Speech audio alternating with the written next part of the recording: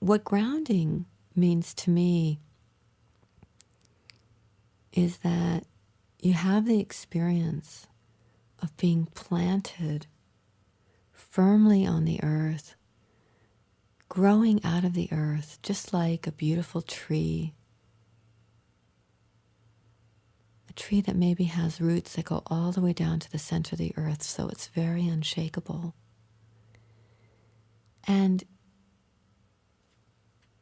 I think that experience of grounding is our human birthright. I think we really do grow out of the earth, just like the plants and the trees, but somewhere along the way we get disconnected. And maybe it happens in childhood and we have experiences of fear and we learn to leave our bodies, in a sense, on the earth while our consciousness and our minds go floating high above us. You may have had that experience if in the course of the day you suddenly realize you have no idea where you left your car, or you're constantly losing your keys.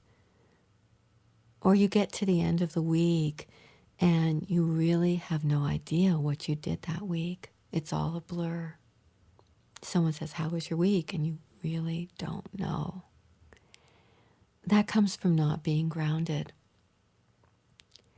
So when you do an exercise such as sending roots out of your body into the earth, and we'll do this really fully in a meditation, then you bring your consciousness fully into your body. You become fully present. And then you become fully available to receive the energy of spirit.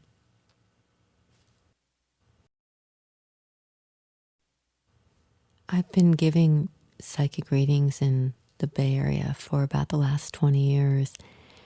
And a few months ago, a woman came to my apartment to get a reading, and a really lovely person. On her way over to the reading, she got lost. I believe it was 3 times. She had lost the directions twice before she ever got in her car. Once she actually arrived at my apartment, her whole purse opened and all the contents went flying and her glasses went under my refrigerator. And she just generally had a kind of wave of chaos everywhere that she went in my apartment. And finally I said, "Okay, Mary, stop. You've got to sit down and we're going to ground." And so I took her through just a very simple exercise where you sit down, you focus on your breath. You bring your awareness fully to your breath so that every activity around you stops except that awareness of the breath. And then you send roots down into the earth as if you were a very beautiful, majestic, strong tree. And that was all that we did. It took about 3 minutes. And it was just amazing. I could watch her whole energy field settle down as if it was a flock of birds that had all come to rest. And after about 3 minutes of time of just breathing and making herself into this tree and getting settled, everything around her started to change. It was as if all this turbulence just began to wash away. She got very calm. She just began to collect all of the items that had fallen out of her purse, and she retrieved her glasses from under the refrigerator. And she looked at me and she said, "I feel like I haven't been in my body in months." And it was such a dramatic experience for her.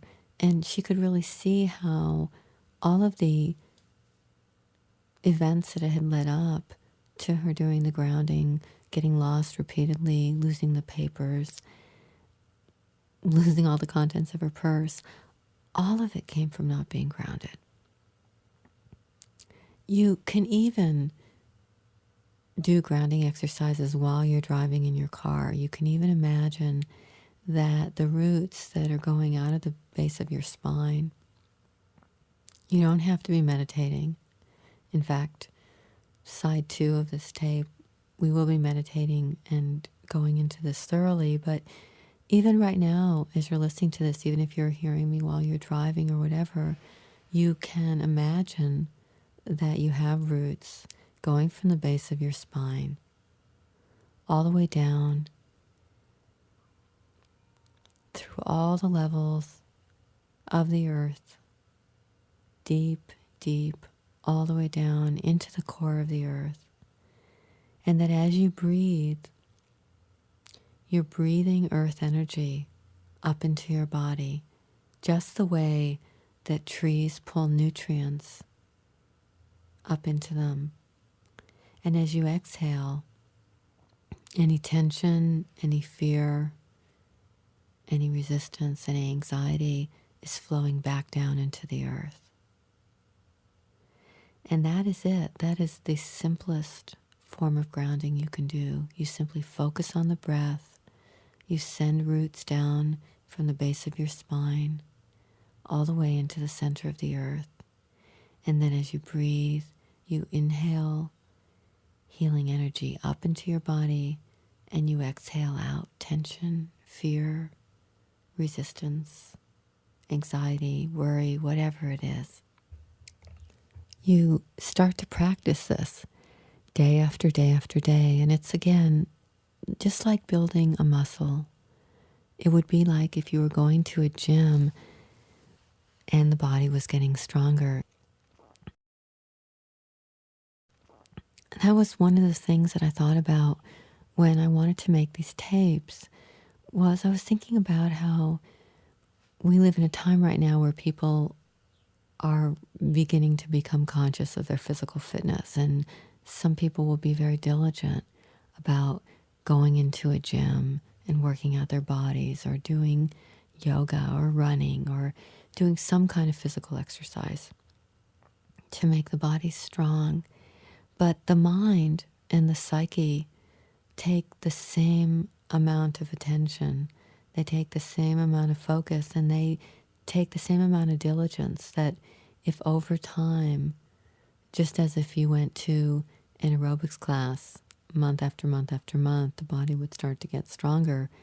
Over time, if you do certain exercises with the mind that involve the kind of things that we'll be doing on these tapes, working with the chakras, working with grounding, bringing the mind into conscious contact with spirit, if you do those exercises over and over and over the course of months, the mind starts to become very strong, and you start to be able to rely on it in a new way. You start to not feel as if you're at the mercy of the mind. Somehow we think that we have to be at the mercy of the mind. I think it's because we live in a culture that doesn't give us any training on that topic. So when fear comes, or depression comes, or anxiety comes, we think, well, that's just the way it is right now. I'll have to bear it. And in fact, just like working with the physical body, there are exercises that start to make the mind a place of refuge, a place where, regardless of what's happening emotionally, we have the capacity to have some mastery.